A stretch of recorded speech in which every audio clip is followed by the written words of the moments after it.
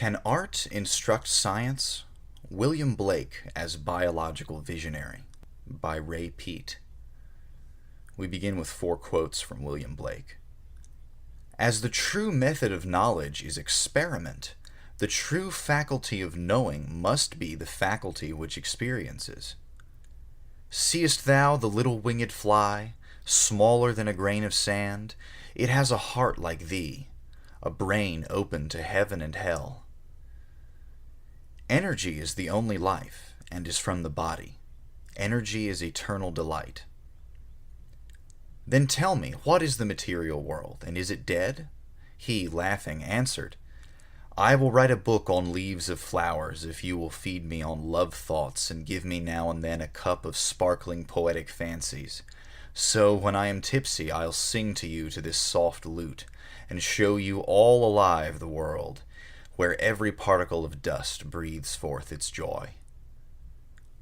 When I started studying William Blake in the 1950s, it seemed that only English majors knew who he was, but today I think more people might recognize The Tiger as Blake's than would be able to identify poems by Keats, Byron, Shelley, or Wordsworth. After 200 years, his writing seems contemporary, while other poets' works have become dated and are valued mostly as cultural background. But I don't think this means that his work is any easier to understand than it was when he wrote it. It means that other poets tied their writing to frameworks which have receded into the background, while Blake's words were chosen in a way that allowed them to travel across the centuries without loss. Even though such universality is a goal of science as well as of art, most of what passed for science in the 18th century is today of only historical interest. Everywhere in our culture, authoritarian ignorance has disproportionate influence. Most of the published work in our culture treats the succession of authoritarian academic/scientific/political cults as if this were simply the way history and human nature work and must work. But this mechanical historical process is only superficial, and below this surface, individuals and groups have always lived as though time behaved very differently for them. William Blake was a person who investigated this discrepancy between official cultural progression and real human possibility, and his ideas might be able to do essentially what he suggested they could do: provide a way to bypass the officially established mechanistic view of reality into a more fully human reality. Since Blake ridiculed established doctrines in medicine, chemistry, mathematics, and Newtonian physics, many people have dismissed him as a religious nut, but the way in which he criticized them indicates that he simply believed that they were bad science. He also criticized conventional art and morality because he believed that they were destroying art and morality.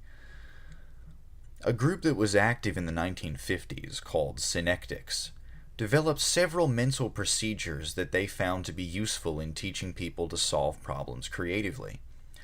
These included ways to improve thinking by analogy, to get people out of the ruts of conventional thinking. Personification, fantasy, biological imagery, quote-unquote making the familiar strange, they found, seemed to tap into natural biological and mental processes to increase the ability to direct energy toward valid solutions to practical or artistic problems. They found that experts had to overcome their special knowledge before they could usefully solve problems in their field, and they showed that much of the mystery could be removed from the creative process. Simply putting aside dogmatic mental frameworks was crucial. When you believe that you have adequate expert knowledge, a passive, logical, deductive form of mental activity seems appropriate. Deduction always goes from a higher level of generality to a lower level of generality. Mental passivity, therefore, is likely to be associated with the belief that we have the decisive knowledge already stored in memory. If we believe that we create higher degrees of generality as appropriate solutions to novel problems, then we are committed to an active mental life. Perception, combined with the discovery and invention of new patterns in the world, will be actively oriented toward the future, while the deductive, merely analytical manner of thought will be tied to the past. Blake's work, I think, is of continued and increased interest because he discovered something of great importance, namely how to avoid dogmatisms of all sorts. Many students who are assigned to write about a poem of Blake's are puzzled and ask what it means. When they find out that they understand the words and the syntax, it turns out that the only problem was that they were taught that they had to interpret poetry, and that they don't think he could have meant what he said. Most 20th century students are too stodgy to accept Blake's writing easily. In the 1950s, some people couldn't understand Allen Ginsberg's poetry because they didn't think anyone was allowed to say such things. That is the kind of problem students have with Blake. But it's not just high school and college students who can't believe that Blake meant what he said.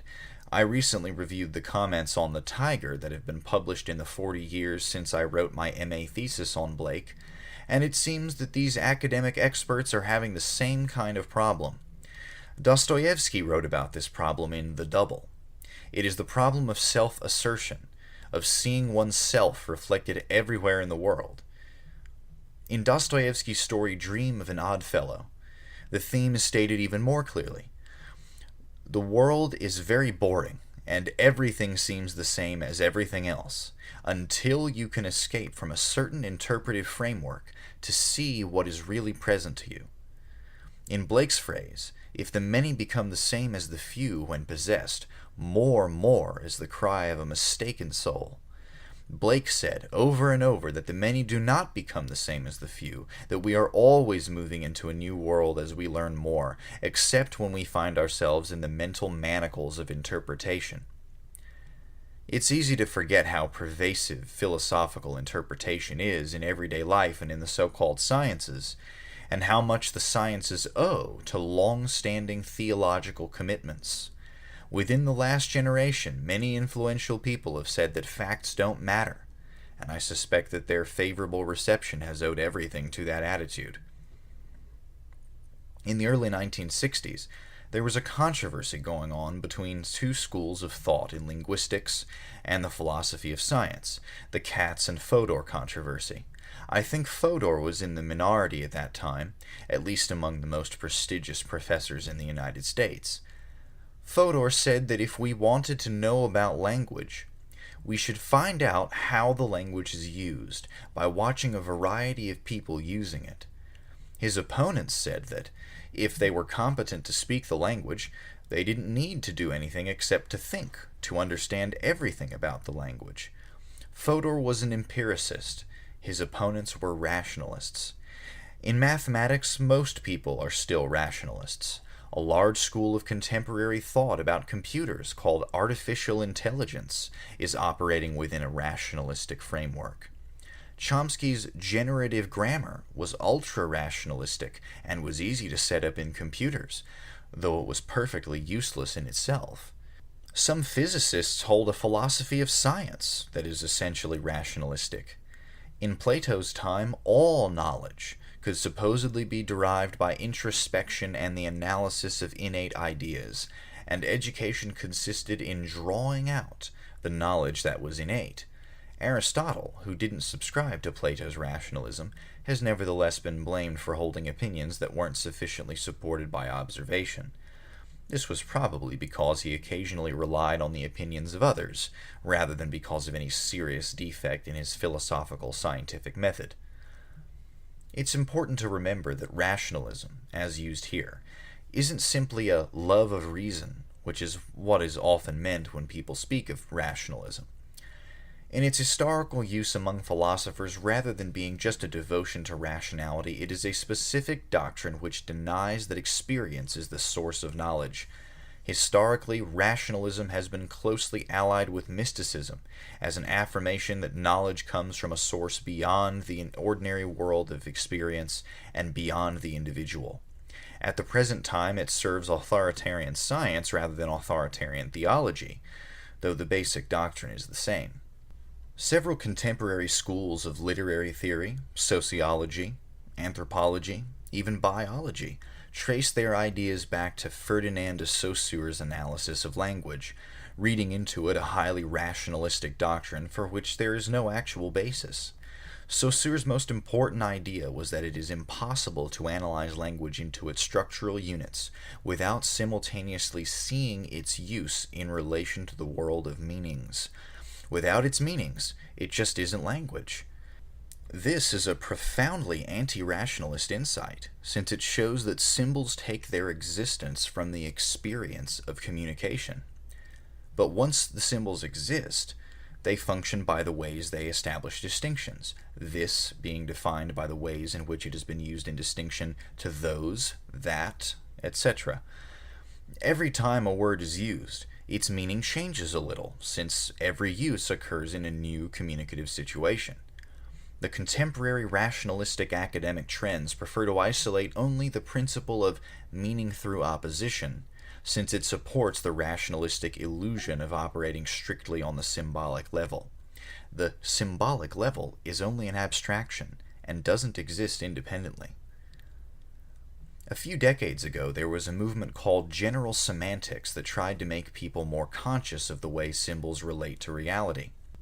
Their ideas were based on a distinction between the concrete use of symbols and the various levels of abstraction. These distinctions, however, made sense only within a certain theory of how language works, which I think was wrong. It asserted that if time and space were divided into sufficiently small units, symbols and language could be precise and factual. It ignored the distinction between reality as experienced and reality as represented in theory. If you keep subdividing a person, John Smith, into smaller moments, you find that there is nothing that represents the known person. The person that you are really referring to is actually a summation of many moments. The summation is the only concreteness. The person you know is a synthesis, and it is that imaginative synthesis of facts to which the concrete symbol refers. Generality exists in our knowledge of the world, and the distinction between concrete and abstract is likely to create confusion and reinforces a specific ideological system. Incidentally, the word concrete derives from the roots grown and together, so it is very close in its core meaning to synthesis. A well-constructed generalization can be concrete, and a seemingly simple term, such as electron, can be abstract. Blake said that a line, no matter how finely divided, was still a line. A line exists in our imaginative synthesis of the world, and it is only a denial of that synthesis that can divide its unity into infinitesimals. Mathematics has its value in representing certain relationships or patterns, but the rationalistic illusion that the meaning is independently contained and fulfilled by the algorithm has led many people into dogmatisms and serious errors. Coefficients of reality are often neglected. In practice, you are not very likely to be mistaken if you assume that mathematical descriptions of physical states are always erroneous. In the 17th and 18th centuries, progress in technology and industry was already making rationalism seem inadequate, but it still served the social purpose of allowing the ruling class to claim that the doctrines it wished to enforce had the support of timeless, innate, and universal principles. There was supposed to be a great chain of being, a hierarchy in which the king and the lords were just below the angels, and reason was a mathematically clear description of the way things were and should be. As the chain of being finally broke up at the end of the 18th century, the king brought in the Reverend Malthus to explain how war, poverty, and disease served the divine or kingly purpose by controlling population growth, justifying misery and social antagonism in a new way. There were philosophers such as John Locke and David Hume who argued that much of our knowledge is gained through the senses, and there were satirists such as Henry Fielding who ridiculed the supposedly divinely sanctioned class system. But Blake took a much simpler but more radical position in saying that reason isn't the same that it will be when we know more, and that reason is only the ratio of things that are presently known, and not the source of new knowledge. Blake kept the idea that experience is the source of knowledge, without reducing experience to the senses. Blake didn't deny the existence of some innate ideas. He didn't think we were born as a blank slate. But there is more to the mind than what we are born with. Imagination and invention and mental striving were able to generate new forms. This commitment to experience as the source of knowledge, rather than just analyzing a stock of innate ideas, made Blake's world one that was oriented toward the future, toward invention and discovery, rather than to memory, established knowledge, and tradition. In its essence, it was anti-dogmatic. Rationalism is a system of symbols, in which each symbol is demonstrated to have its own proper place and status. To the extent that reason is held to be innate, the system will be prescriptive and judgmental rather than simply descriptive, explanatory, and illuminating. When an alternative system is proposed, it may be considered a heresy, if the system from which it dissents is both rationalistic and authoritarian. Except for the dangers involved in committing a heresy, it is very easy to follow the implications of the system that one finds in one's own mind, since self-assertion contains no principle of corrective contradiction. Essentially, rationalism consists of thinking something is true because you thought of it. I think of the philosophical rationalists as being the bureaucrats of the mind, making everything tedious and boring and repetitive. Eliminating rationalism, then actual individualized full mental life can begin. Even a heresy, if it is based on rationalism, is past-oriented and dogmatic. Over the years, scholars have ascribed most of the important heresies, as well as mainstream religious ideas, to Blake. Whatever interpretive system the scholars favor, they are able to find it in Blake's work. Calling Blake a mystic is especially useful when the goal is to claim that the critic is getting at the deepest levels of meaning in Blake, even though there is no clear meaning for the word in contemporary English, and Blake didn't use the term in a way that suggested he would approve of having the word applied to himself. Blake's notes written in the margins of books make it clear that he wasn't simply adopting anyone's doctrinaire opinions, and that he was able to find useful ideas in the thoughts of others even when he disagreed with them on important issues. Blake was not a rationalist, but he agreed with Bishop Berkeley's understanding of the importance of distinguishing thought from language. He recognized that Descartes, Locke, Hume, Newton had inadequate ideas about the nature of matter, but he didn't accept the simplistic doctrine of extreme rationalism that matter doesn't exist. When people consider Leonardo da Vinci, they usually make the point that he had mastered every field of knowledge, and so the question of sources and influences doesn't come up. In the 18th century, London was the cultural center of the world. European, Asian, and ancient cultures and ideas were discussed in books, magazines, and conversations. Being an engraver, a painter, a poet, and a political activist, Blake's circle of acquaintances was as wide as anyone's could be. England has had, probably since the 17th century or earlier, a counterculture of opinionated dissenters. I suspect that the people who spent several years studying the classics for a university education were somewhat culturally deprived relative to the people who participated in the rich unofficial culture where new ideas in art, science, and philosophy were being discussed. London was also the center of a world-spanning empire, a tyrannical class system, and an industrial commercial revolution. The past and the possible futures could be seen from Blake's vantage point. Among all the published opinions about things that influenced Blake, I have seen only a few discussions of his treatment of scientific ideas, mainly his rejections of Newton's mathematical and physical assumptions, and very few comments on Blake's position on the major philosophical controversies of his time. A biologist, Jacob Bronowski, wrote a book about Blake, but Bronowski's own biological, historical, and linguistic ideas were relatively conventional. Even though Blake's work is full of images from biology, the critics ignore the fact that Emanuel Swedenborg published very advanced biological research in the middle of the 18th century, and that Erasmus Darwin was known for presenting his ideas on biological evolution in poetry, especially zoonomia. The title of Blake's book, The Four Zoas, has apparently never led scholars to ask whether it had anything in common with zoonomia. Even though Blake made many disparaging remarks about Swedenborg's religious books, many people have claimed that Blake was influenced by Swedenborg's religious doctrines, while ignoring the possible influence of the scientific work. Although the idea that contradiction produces change is associated with Hegel's dialectic, it was an old and well-known theme in philosophy. When Blake's idea that without contraries there is no progression is seen in context, I think it is appropriate to think that to a great extent, Blake derived the idea from a consideration of the sexes. Generation, so often discussed in relation to the biblical fall of man, always leads to the issue of the productive interaction of the sexual contraries.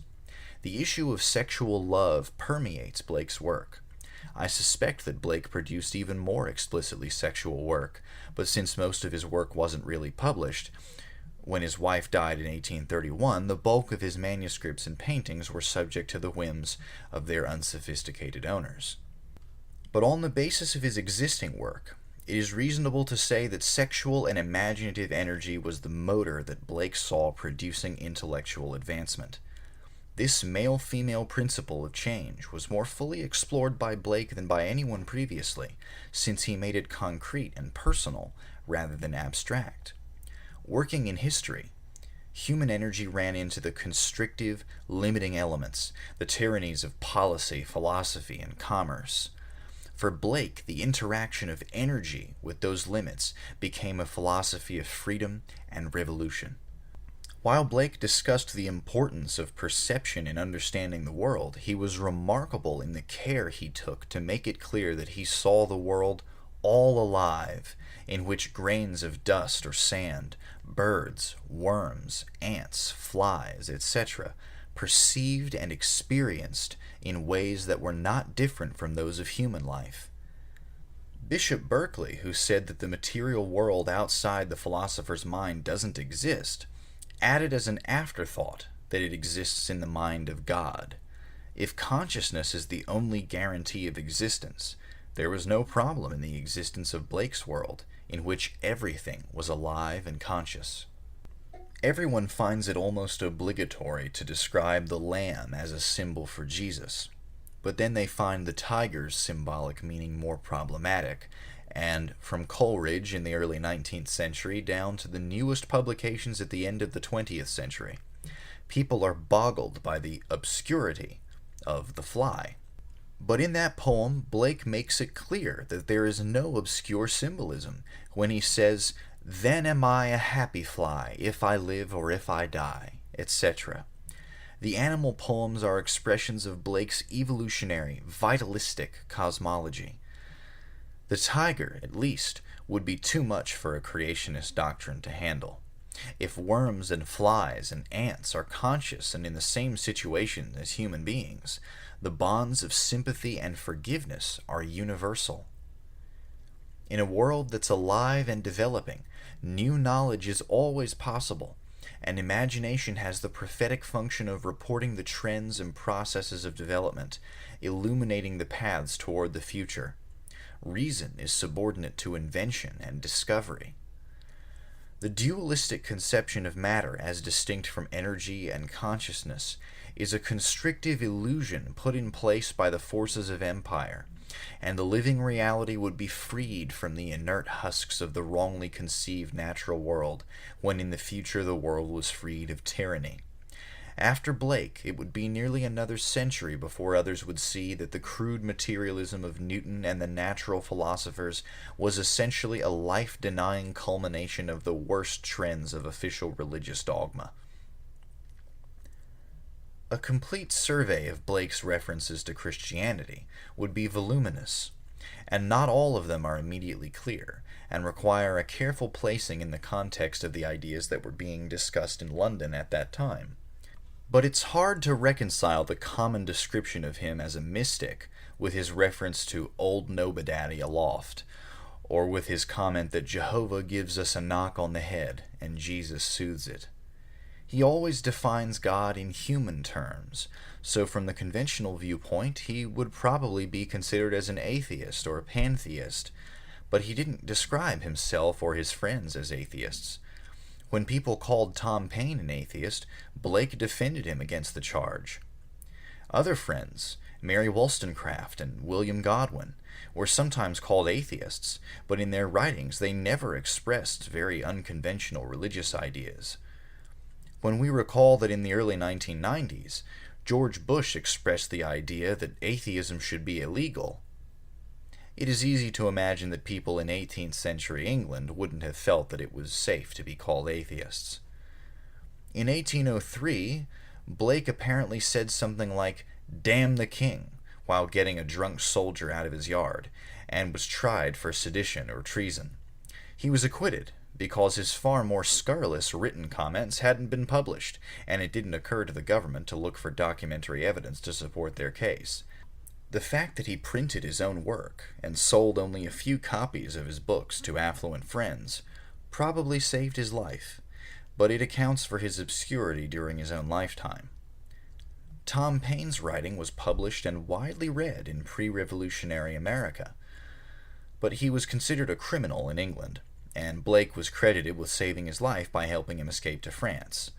Politically and ethically, Blake's writing is similar to that of Paine, Godwin, and Wollstonecraft, often called the first feminist, but his language is usually more vivid. It was probably the clarity of his political opposition that made his work unpublishable during his lifetime. The first complete collection of his work was published in 1927, and until that year, very few people had seen more than a few of his most famous poems. Blake printed his work by hand, without a press, by writing the text backwards on copper plates surrounded by his drawings, and then etching away the surrounding copper so that the image remained elevated and could be inked and printed as if it were a woodblock. If he hadn't devised this method for printing a few copies of his books, it isn't likely that much of the work would have survived. Shortly after the French Revolution, William Wordsworth was associated with the Blake-Wollstonecraft-Godwin group's defense of the Revolution, but he moved away from the ideals of that group and adopted more socially acceptable ideas. He finally became England's poet laureate. Liberty, equality, and brotherhood were replaced by blandly conformist ideas.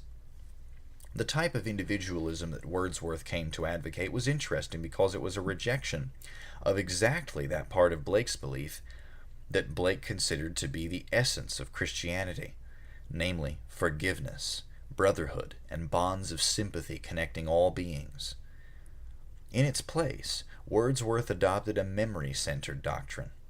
During Wordsworth's lifetime, his ideology was exceedingly successful, but its rationalistic overtones have kept it tied to the past. It had nothing to offer the future.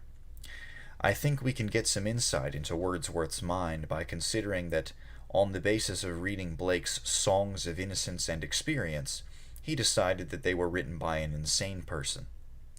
Blake was aware that slow-witted people, who couldn't follow unconventional thoughts, often considered him to be crazy.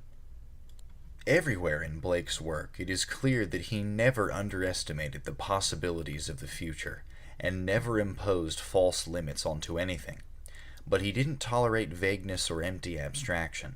Sharp definition was essential, and unique particulars were the basis for beauty and knowledge. For Blake, the dialectical principle was a feature of the world itself, but it also informed his method, his technique, and his rhetoric. One of Blake's powerful insights was that intellectual clarity is achieved by contradiction, opposition, contrast, making distinctions as well as comparisons. The principle of intensification through opposition had special features when it was developed in his painting and writing. Blake gave much of the credit for his style of thinking to the process of spending thousands of hours in the process of etching. The image you create in the conventional etching technique is made when acid bites into the lines that will be inked. In Blake's new technique, the image is made permanent by the acid's corroding away of everything except the sharply defined image. The decisive dividing line is essential. Anyone who has spent even a few hours of intense effort working in dry point or etching understands that when you stop, the appearance of the world is altered by changes that have taken place in your eyes and brain. Often his metaphors are literal imaginative insights that have great generality. This kind of knowledge distinguishes the work of a craftsman from that of an academic. The probability is that Blake's art led him to appreciate compatible ideas when he found them, and it doesn't seem likely that he was influenced by them the way an academic is influenced by books, since Blake had his own sources that are generally neglected by intellectuals. Blake found that contrasts made meanings clear and made language vivid. Heaven and hell, clod and pebble, lamb and tiger, angel and devil, Greek and Jew, innocence and experience presented contrasts that encouraged the reader to think about the range of possibilities Blake had in mind. He was always consciously trying to energize the reader's mind to get out of dogmatic ruts, to look at things freshly, so he often used the polarities in ways that would surprise the reader, ironically reversing familiar references. A pious commonplace would be contrasted with the disturbing realities that it normally hid. Both in his writing and in conversation, Blake was often playful and teasing, and over-serious people have usually taken him too literally. Academic commentators are so often attached to their erudite pieties that it seems that they can't read English. In the 18th century, a clod meant just what it means in the 20th century, either a lump of dirt or a lunkhead. In The Clod and the Pebble, when the clod speaks the properly sanctimonious phrases, justifying its oppressed misery with a dogma, we have a clue regarding Blake's attitude, but then he makes it perfectly clear by speaking of heaven's despite, literally heaven's malice, a concept that appears many times in different forms in other parts of his work. Either the commentators assume that the word despite had a different meaning in the 18th century, it didn't, or they assume that Blake made an error of diction because they choose to alter the meaning to despite heaven. Just as judges aren't allowed to change the wording of the laws that they interpret, literary experts aren't allowed to rewrite texts to make them better suit their interpretation.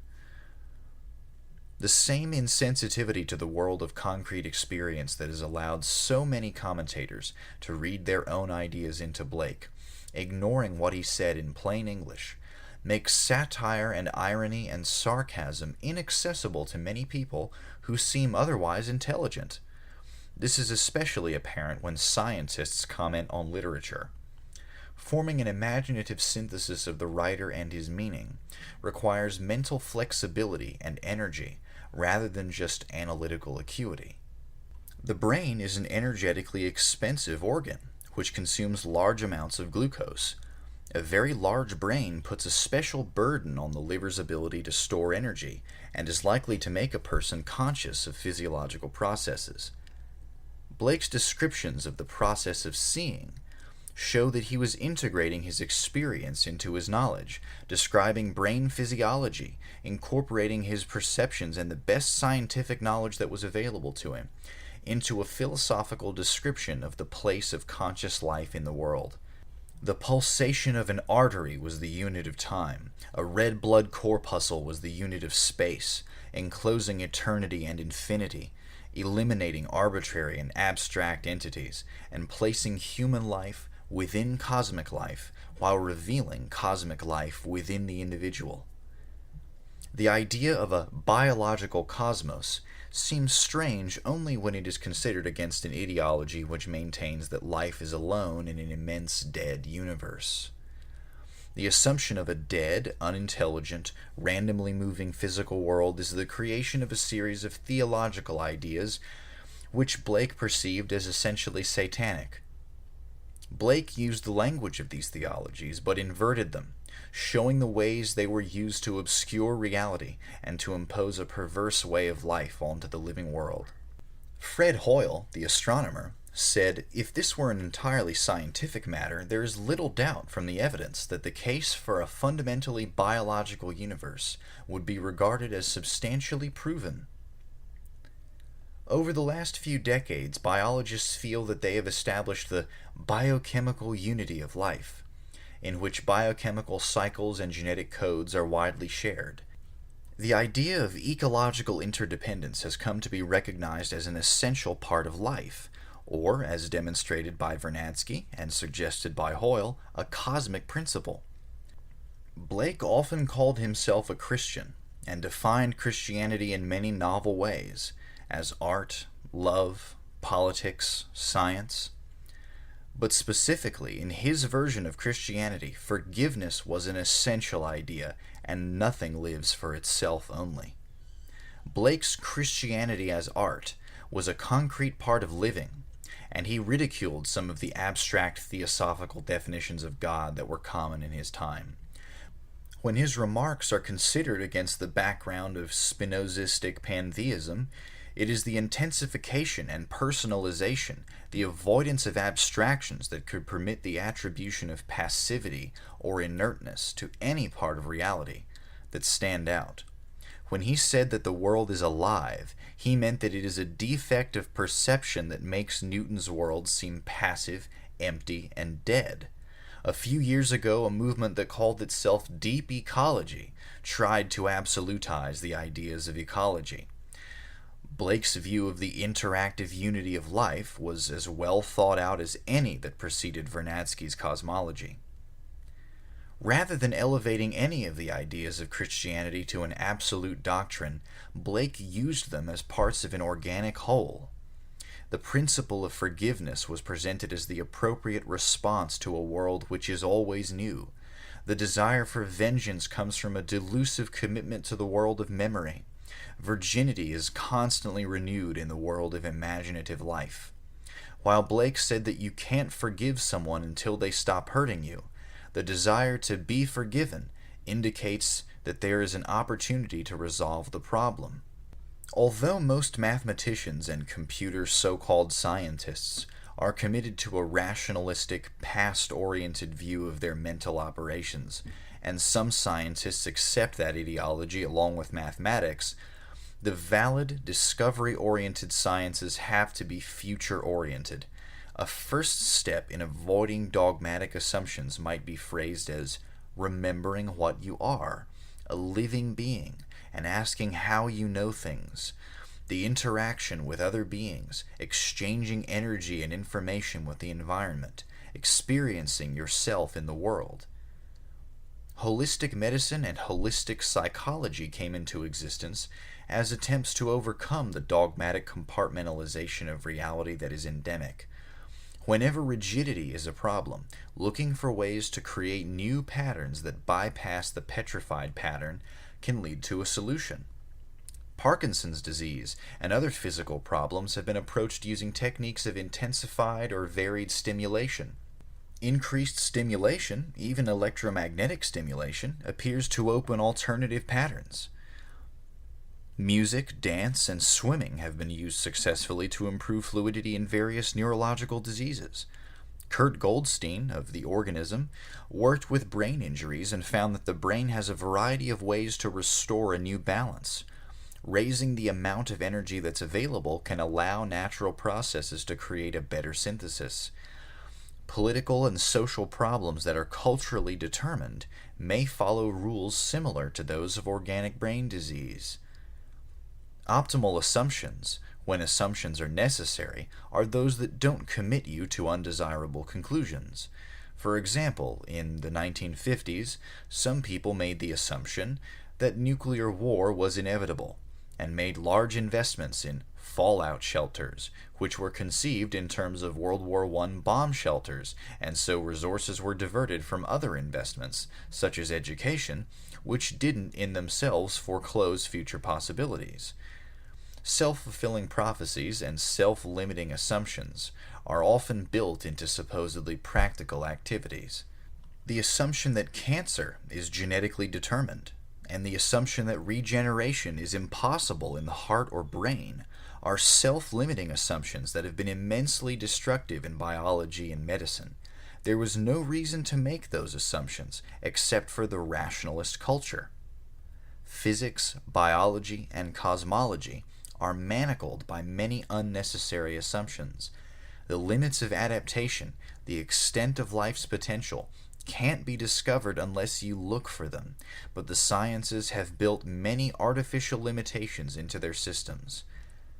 Avoiding unnecessarily limiting assumptions, looking for patterns rather than randomness, looking for larger patterns rather than minimal forms, avoiding reliance on verbal and symbolic formulations, expecting the future to be different. These are abstract ways of formulating the idea that the world should be seen with sympathetic involvement rather than with analytical coldness. Almost everything which has been denounced as teleological has turned out to be much closer to the truth than the mechanistic views that were promoted as more scientific. And many horrors have been committed by people who have said that nature shouldn't be anthropomorphized, that subjective feelings shouldn't be attributed to the experimental material. The surgeons who operate on babies without anesthesia are operating on the assumption that any being which can't say, "I'm going to sue you," is unable to experience pain. When we analyze the ideas of chemical reaction equilibrium, burning something, for example, or biological adaptation or growth or learning, and see that they are strictly directional in time, which is the basic meaning of teleological, and consistent with Aristotle's description of causality, we can see the mysticism that has been imposed on our culture with the idea that teleological explanations are unscientific. Blake was clearly aware that the reason for making limiting assumptions was to maintain control and to profit from another's suffering. Seeing that the sadistic assumptions that were put in place to regulate human life rested on a dichotomizing of soul from body, Blake's correction was to replace them with a unity of consciousness and substance, a living world rather than a dead world. An imaginative study of his work has the potential to rouse one's abilities and to open an unlimited world of possibilities. I give you the end of a golden string, only wind it into a ball. It will lead you in at heaven's gate, built in Jerusalem's wall.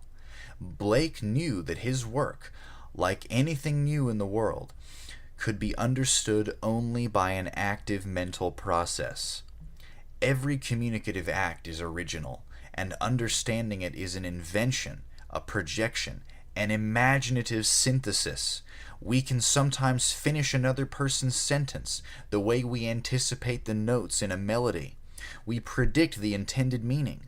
If the symbols carried the meaning in a passive, rationalistic way, the person receiving the symbols would receive nothing new. Intellect is a process of imaginative synthesis, or it is nothing. Blake devised a system that would make it possible to think about the world without unconsciously making a commitment to the false limits. He showed, by working within this new philosophical synthesis, that art, science, and politics are structurally and substantially interdependent. The question I asked in the title, "Can art instruct science?" isn't the right question once you see the world from Blake's perspective, since science is art, and both must be based on experience and imagination.